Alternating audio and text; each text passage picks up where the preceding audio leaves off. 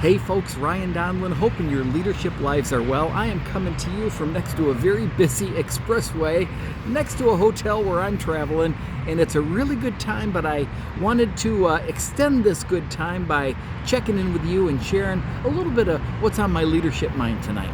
So, I'm driving and I'm thinking, as I've learned from Taby Kahler, Dr. Taby Kahler, world-renowned clinical psychologist, that there are 18 character strengths or talents that we as human beings bring to any or every situation, or at least we have the potential to. We can demonstrate that we're dedicated, we're conscientious, we're observant, we're responsible, we're logical, we're organized. We could be compassionate, sensitive, and warm. We could be spontaneous, creative, and playful.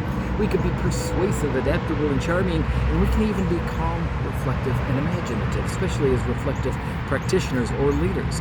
So imagine we have this arsenal of really good stuff that any of us can access, but it doesn't happen all the time because sometimes we bring our B game to work, and that's natural.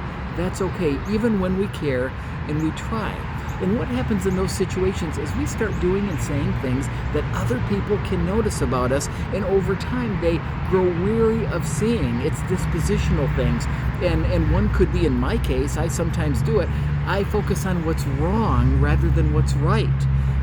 In another case, it could be that we're being overly perfectionistic and we perseverate on things. And if we're not getting a read from the audience that we're making our point perfectly, then we could use 27 words when 2.7 will do. I think you get the idea. A lot of parenthetical expressions.